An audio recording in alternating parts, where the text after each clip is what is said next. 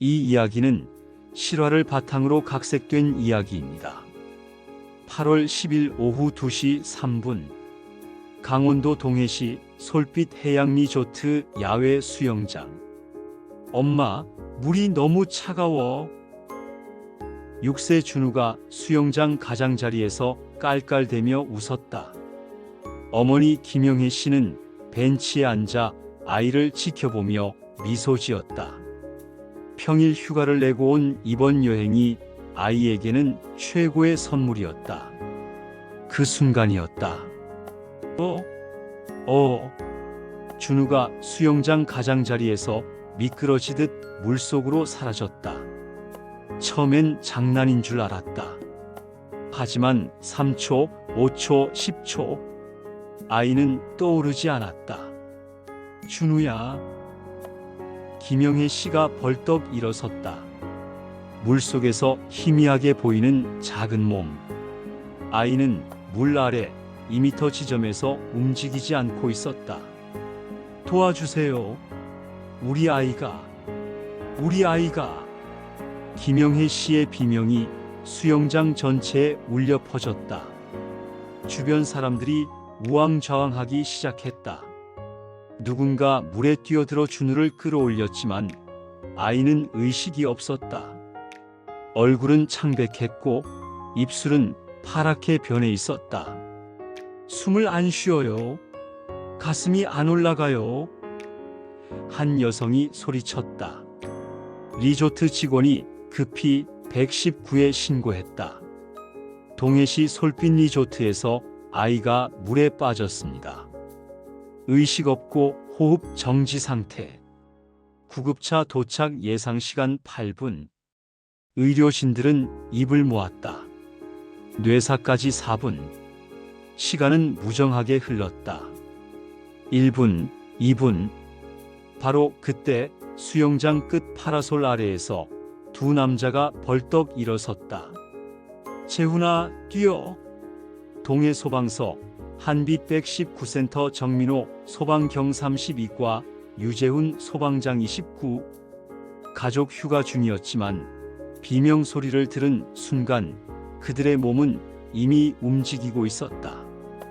길 비켜주세요. 정민호가 사람들을 헤치며 달려왔다. 아이를 본 순간 그의 얼굴이 굳어졌다. 맥박 체크, 호흡 확인, 심정지다. 단 한마디가 공기를 얼렸다.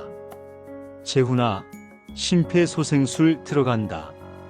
정민호가 아이의 가슴 위에 두 손을 올렸다. 하나, 둘, 셋, 넷. 분당 100회 정확한 리듬으로 압박을 시작했다. 5cm 깊이 완전한 이완.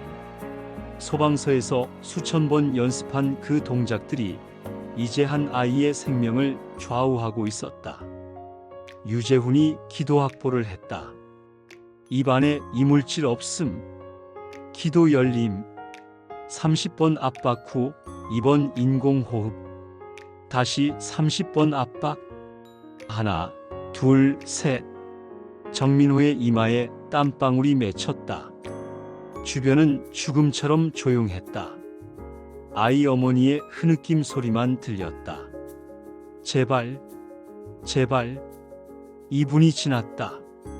아이에게 아무런 반응이 없었다. 교대. 유재훈이 정민호를 밀어냈다. 지칠 수 없었다. 1초라도 늦으면. 하나, 둘, 셋, 넷. 정확히 3분 45초 후 컥. 작고 약한 기침 소리가 들렸다. 모두의 시선이 아이에게 쏠렸다. 아이의 가슴이 미세하게 올라갔다. 다시 내려갔다. 다시 올라갔다. 숨 쉬어요. 숨 쉰다고요. 누군가 소리쳤다. 준우의 눈꺼풀이 살짝 떨렸다. 희미한 신음소리가 새어나왔다. 준우야, 준우야. 어머니가 울부짖으며 달려들었다. 아직 안전하지 않습니다. 병원에 가야 해요. 정민호가 차분히 말했다. 바로 그때 구급차 사이렌 소리가 들렸다. 완벽한 타이밍이었다. 3일 후 동해 세종병원 소아과 병실. 엄마. 준우가 환하게 웃으며 어머니 품에 안겼다. 완전히 회복된 모습이었다. 담당 의사는 고개를 저었다. 정말 기적이에요. 4분이라는 골든타임 안에 전문적인 심폐소생술이 이루어졌기 때문입니다. 1분만 늦었어도. 김영애 씨는 눈물을 훔쳤다. 그분들을 꼭 만나 뵙고 싶어요. 일주일 후 동해 소방서 한빛 119센터 앞으로 대형 배달 트럭이 도착했다. 치킨 주문한 적 없는데? 소방관들이 어리둥절했다. 상자를 열어보니 따끈따끈한 치킨 40마리. 메시지 카드에는 이렇게 적혀 있었다. 우리 준우를 살려주신 천사 소방관님들께 이 작은 선물로나마 감사의 마음을 전합니다. 준우 아빠 김철수 올림. 하지만 정민호는 고민에 빠졌다. 재훈아, 이거 우리만 먹기엔 너무 많지 않나? 그리고 맞아. 형님 생각이 내 생각이야. 결국 치킨 40마리는 동해시 아동보호전문기관, 장애인복지관, 독거노인 돌봄센터, 지역아동센터 등 6곳으로 나눠져 배달됐다. 한 달 후 준우네 가족이 소방서를 찾았다. 아저씨들이 진짜 슈퍼맨이에요. 준우가 두 소방관에게 달려가 안겼다. 김영애 씨는 말했다.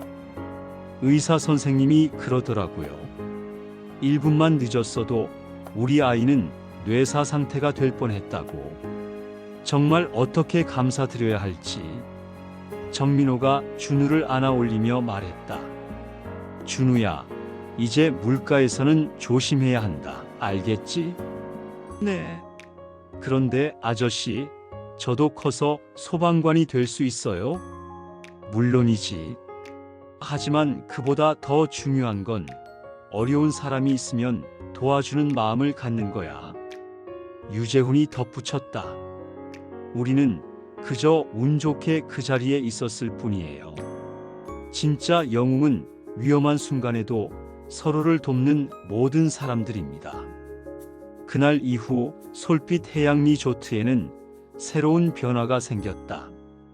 전 직원이 심폐소생술 교육을 받았고 수영장 곳곳에 AED가 설치됐다. 동해 소방서에도 변화가 있었다. 시민 대상 응급처치 교육 신청이 급증했다. 준우 사건이 알려지면서 나도 누군가를 구할 수 있다는 마음이 퍼져나간 것이다. 8월의 그 뜨거운 오후, 단 4분간 벌어진 작은 기적은 이렇게 더 큰 기적의 씨앗이 되어가고 있었다. 준우는 지금도 가끔 그날을 기억한다. 물속에서 본 어둠, 그리고 다시 눈을 떴을 때 본 밝은 빛을. 아빠, 나중에 꼭 소방관이 될 거예요. 동해의 여름바다가 전해준 교훈은 명확했다. 절망적인 순간에도 포기하지 않는 사람들이 있고 작은 선의가 모여 큰 기적을 만들어낸다는 것. 그리고 진짜 영웅은 언제나 우리 곁에 있다는 것을. 용기 있는 평범한 사람들이 만드는 기적이다.